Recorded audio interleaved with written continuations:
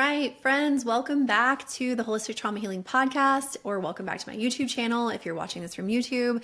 Thank you so much for being here.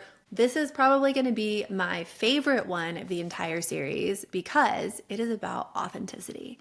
And authenticity is a huge value of mine. And in fact, the last chapter of my book, Nourish Your Nervous System, is titled Authenticity is the Entire Point. All of this healing work we're doing, all of this nourishment of ourselves, all of this consciousness and awareness that we're practicing, it's not just so that we can heal our trauma. It's not just so we can have more regulated nervous systems. It's not just so we can have better relationships. It's so we can show up and be our authentic selves. So, if you have not yet checked out my book, Nourish Your Nervous System, you can find it at lindseylockett.com/nourish. It is the length of a full-length book, but I did not publish it as a hard copy book. I chose to save myself money and time, and I chose to save you money by publishing it as an ebook and also as an audiobook. So when you go to my website to get the book, lindseylockett.com/nourish, you get for less than $20 instant download of the ebook and the audiobook. I am narrating the audiobook. It's over 7.5 hours long. I'm telling you, this is a full-length book. There's a lot of meat in it. It's got a lot of really good information. It's not just a piddly little 20-page ebook. It's meaty, okay? And the entire book culminates and climaxes with the final chapter, which is called Authenticity is the Entire Point. So I'm going to quote one of my favorite traumatologists again, Dr. Gabor Mate. That's how we're going to start this episode. Here's what he says about authenticity.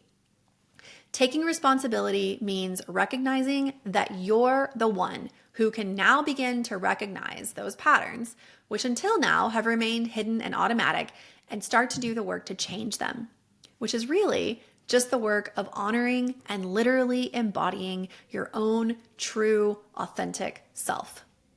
That's the whole point of the work.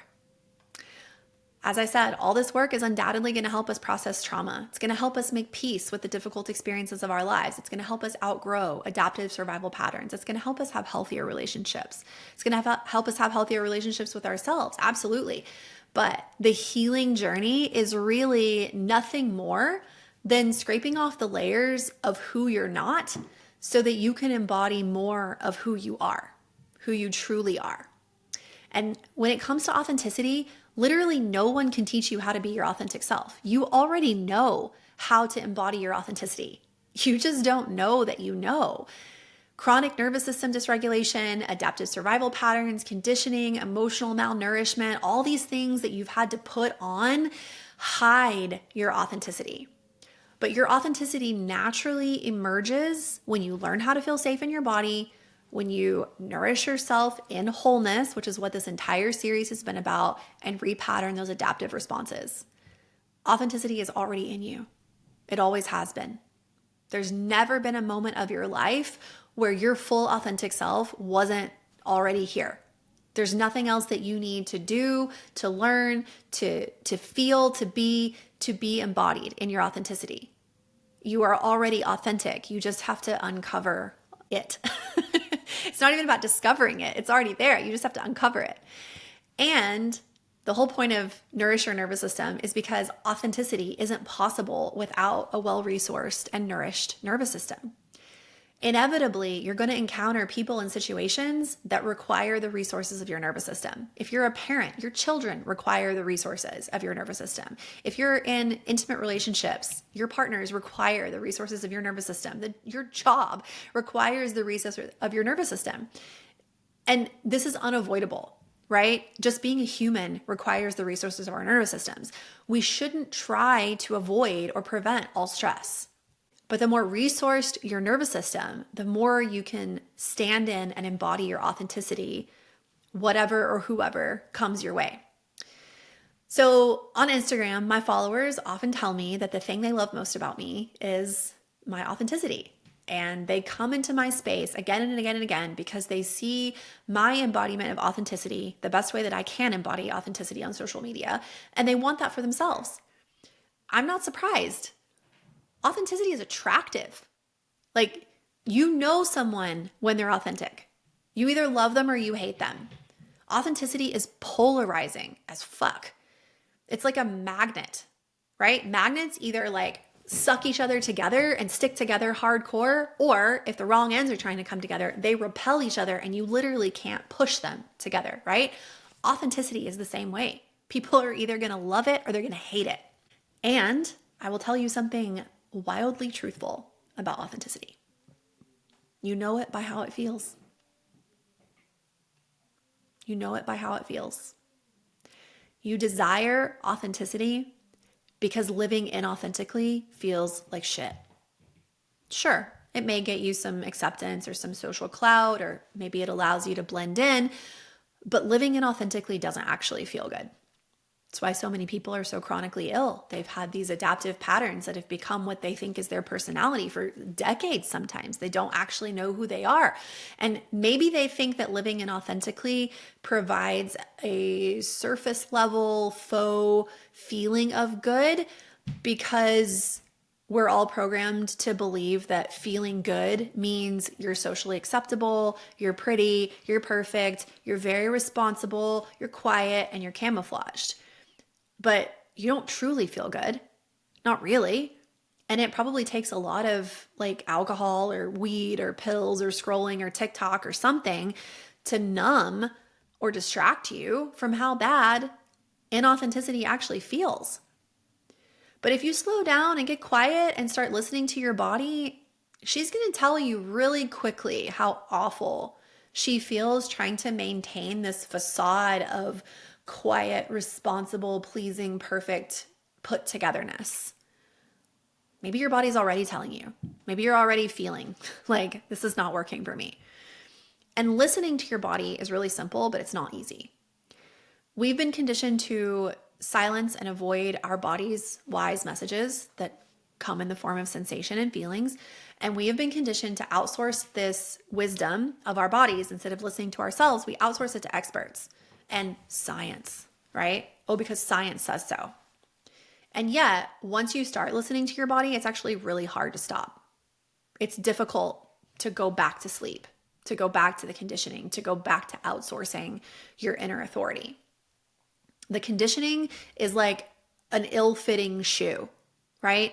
It's a shoe, you've been wearing it for a really long time, but you don't realize how bad it feels until you remove it and you try on a shoe that actually fits. Then suddenly the ill-fitting shoe is like, damn, no, I don't want to wear that anymore. This one feels so much better, right? I also don't think that authenticity means I'll just say or do whatever the fuck I want. I don't care what anybody thinks. Like, no, that's ego. Authenticity can be accommodating, kind, peacemaking, considerate, respectful. Authenticity isn't threatened when someone else is taking up space. It's not in a scarcity mindset about space. But authenticity is not people-pleasing, pretending, obligatory, always nice. Like, I can be authentic and I can kindly accommodate others and celebrate them taking up space until that accommodation starts to feel like obligation and people-pleasing. And then I have to set a boundary. There's a lot of people in this world who insist on prioritizing their authenticity while expecting other people's authenticity to be sidelined because of their identity or some other reason. That's a fuck no for me. Like, I'm not going to sideline my authenticity for anybody, and I don't expect anybody to sideline their authenticity for me. Also, what that line is, where it goes from, oh, this is authentically accommodating and authentically kind, and crossing that line into people pleasing or obligation or shoulding or something like that, that line isn't set. It's fluid. Some days I have more capacity to accommodate people. Some days I have less. You're a human. You're going to have days where you have more capacity to accommodate people, and you're going to have days where you have less. A respectful accommodation today might feel like a people-pleasing obligation tomorrow. We're humans. I'm a human, so are you. We each get to decide this on a case-by-case basis, even a moment-by-moment basis. That's allowed. One day, you might find yourself in a relationship with someone where your authenticity and their authenticity can't coexist in a way that feels okay for both of you. Suppose, hypothetically, that both of you have engaged in substantial healing work to truly embody your authentic self, and you've worked hard for that. If that's the case and you discover that you can't coexist in a way that feels authentic for you, there's no expectation for either of you to suppress your true self to maintain the relationship. Like, just because your expressions of authenticity aren't compatible doesn't mean that you judge each other as bad or wrong or ist of some sort or phobic of some sort, right? You don't have to talk badly about each other or blame each other or shame each other. You may just be incompatible because your expressions of authenticity aren't congruent in a way that feels nourishing for both of you, and nobody has to be bad or wrong. I'm also not saying to cut everyone out of your life whose authenticity feels threatening to you. I'm asking you to hold this with the complexity that it deserves, right? This is a very complex and nuanced topic. It's not black and white. When you set boundaries, you are protecting your authenticity just as much as you are protecting your physical body, your time, and your energy. When you're in a secure relationship with yourself and your real life community, asserting yourself and protecting your authenticity, it might not feel easy, but you practice, you repeat it, and you learn that you can do that and you can still belong. I wouldn't know a thing about setting boundaries if it was not for the flesh and blood humans that I have close relationships with and practice setting boundaries with, the people that I live life with. I still feel anxious when I know I need to set a boundary, but I'm aware enough now to understand that any anxiety I feel about setting a boundary with someone in my real life is not because they're actually unsafe. It's because of all the other times before when I wasn't allowed to have boundaries with people who were actually unsafe. There are always going to be people in your real life, in your inner circle, who love and honor you exactly as you are. They want, they welcome, and they celebrate all of your authenticity. And that's your safety net. That's your safety net. That's where your authenticity can thrive. It is not hard to exclude folks who don't get that. And also, you don't have to be a dick about it. Like, I am usually authentic, but I have also come to see my authenticity as having layers. Like, my Instagram followers, people watching this video, they get a more outer layer of my authenticity, whereas my real life inner circle gets more internal layers, sometimes hidden layers of my authenticity. It's kind of like circles of trust, right? There's people in my innermost circle who have more access to my very complicated, unfiltered feelings and expressions of emotion. And there are people in outer circles who still get the real me, but they don't get to the depth of me that my inner circle gets. I also don't believe that authenticity means I have to share everything about my life at the expense of my privacy or at the expense of the sacredness of my relationships. If I don't feel safe in a relationship, I will be authentic, but maybe not as deeply authentic as I am when I feel totally safe. I mean, a lack of safety to begin with was the entire reason that many of us disconnected and covered up our authenticity, right? We all learned these adaptive survival responses that forced us to self-abandon and behave in really inauthentic, incongruent ways to avoid being abandoned by our parents or other people, and yet we still got dropped. I also believe that experiencing someone else's authenticity is a damn privilege. Authenticity is so sacred to who we are, and we've all had to endure so much pain at the expense of our authenticity that it is an honor to share spaces with safe people who welcome the realest and messiest parts of us, and where we're not going to be punished in those relationships. To be clear, authentic doesn't mean I'm totally healed. It doesn't mean I don't give a fuck. And it doesn't mean I'll do whatever I want. Those are distorted manifestations of an ego that believes that authenticity is defined by doing the opposite of whatever trauma response was that you were experiencing. Part of my story is that I grew up in evangelical Christianity. So, for example, evangelical Christianity programmed me as a female to be quiet, submissive, and modest. So you might expect that as I am deconditioning, deconverting, and deconstructing Christianity and healing from that program, that would look like me doing the opposite of what Christianity programmed me to do.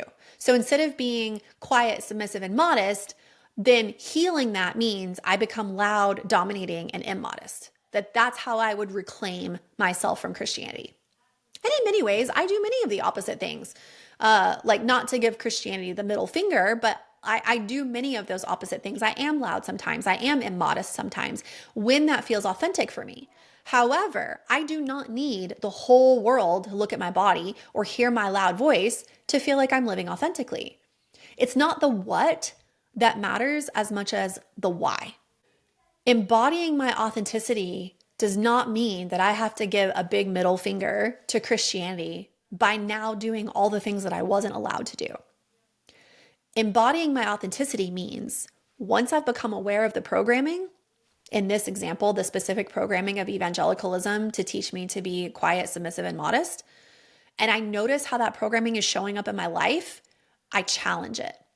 I meet it with curiosity. I notice the feelings in my body. I notice the story of the voice in my head. I notice how I once submitted to that programming and believed it out of fear of hell, fear of my parents' anger, fear of punishment, fear of not being the perfect Christian good girl, fear of others' judgment, fear of shame, right? That's why I put on all those adaptations. It was out of fear. So embodying authenticity in this example might mean that I experiment with being louder or dressing more noticeably, but not necessarily. For me personally, experimenting with dressing more noticeably and moving my body in sensual ways was once way outside my window of tolerance when I first began the deconstruction of my evangelical faith. So doing the opposite of how I was raised at that time in my journey wouldn't have actually been healthy for me or authentic at that time, and probably would have resulted in like more egoic rebellion that might have hurt myself or other people. Like at that time, 10 years ago, just admitting to my in-laws that we weren't going to church was about as much rebellion as I could tolerate. But I gradually stretched myself. I stretched myself out of those expectations that had once been placed on me by fundamentalist Christianity, and I'm still stretching. I continue to stretch and outgrow the programming, and I think that I will continue to do so for the rest of my life. 2 years ago, I joined a sensual movement class for the first time online. I wanted to engage in exploring and experimenting with various experiences that focused on doing things that at one time were told to me that they were inappropriate or ungodly or sinful.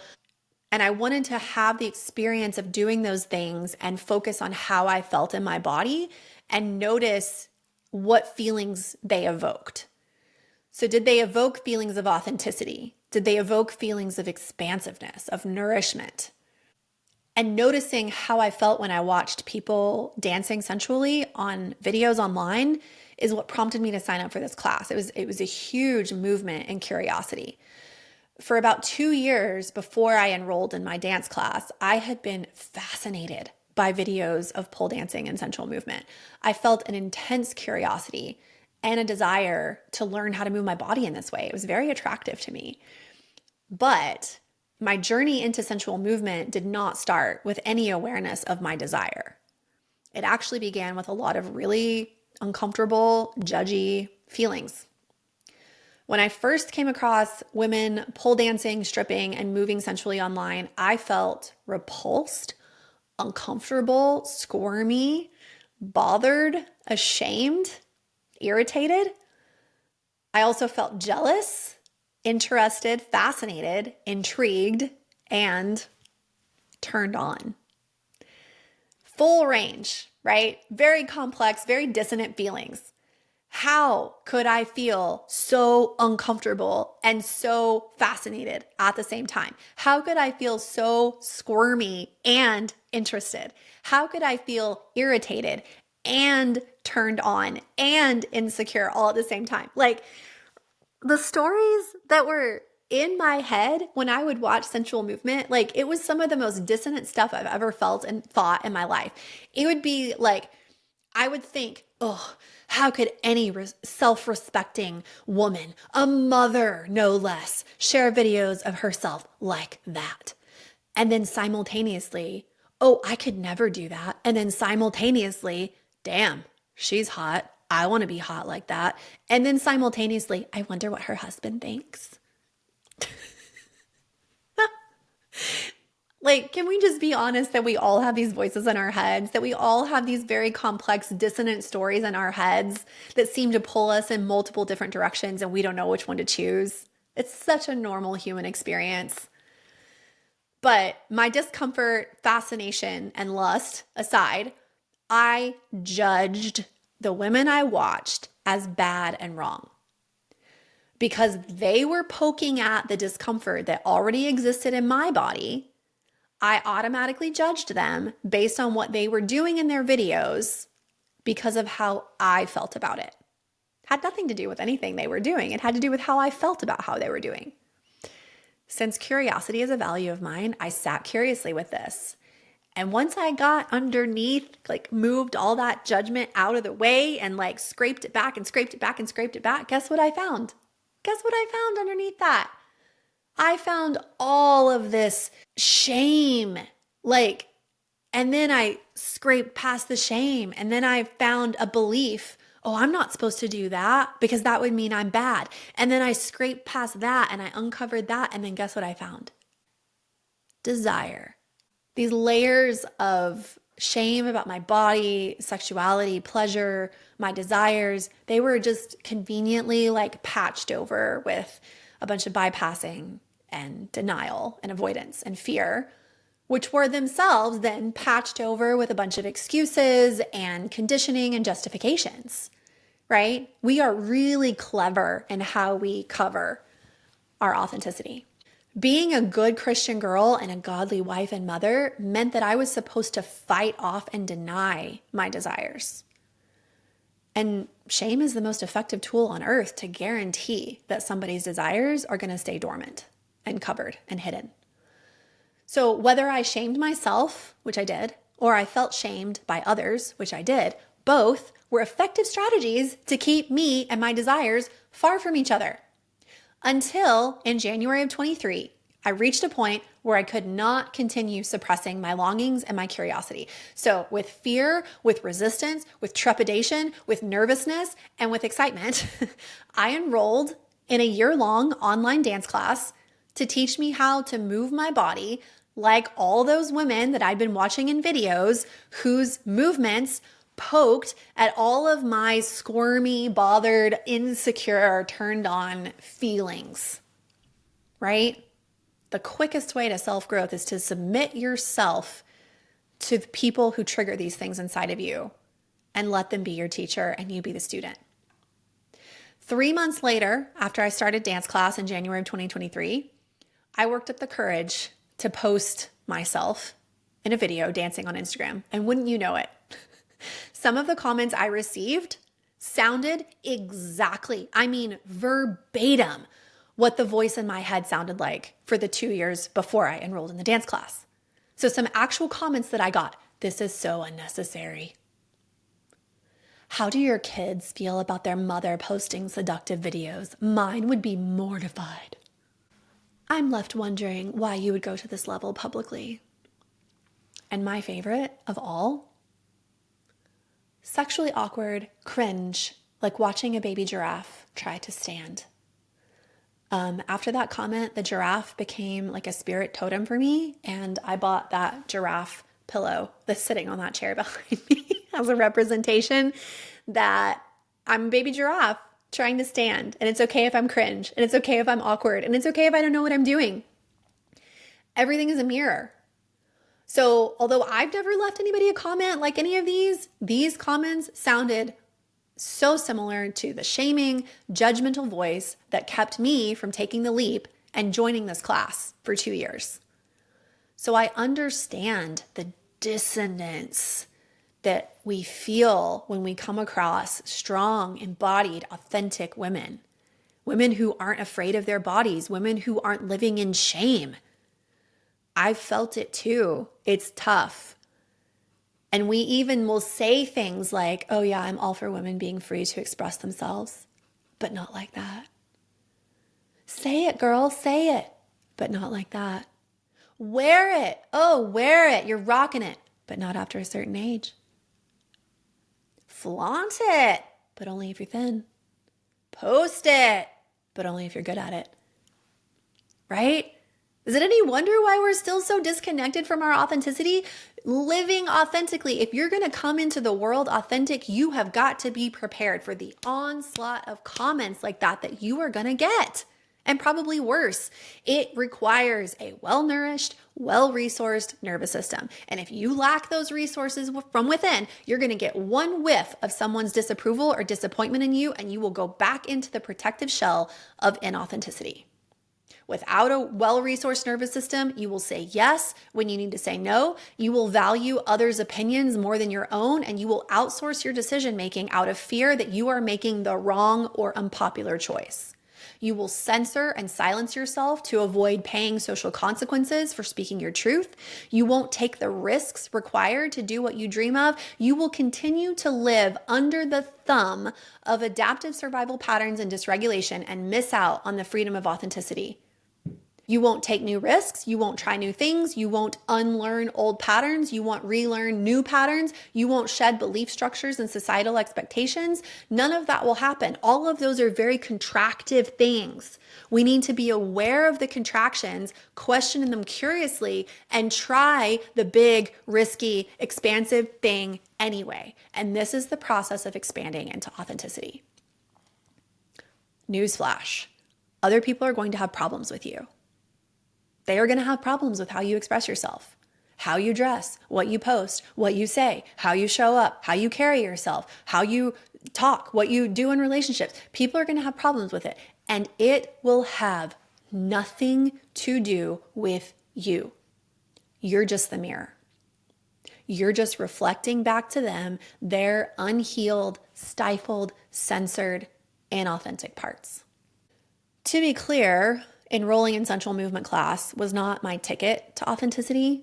There's much more to me than my love of sensual movement. Authenticity is like a diamond. It has many, many facets. Dancing is just one facet of my authenticity diamond.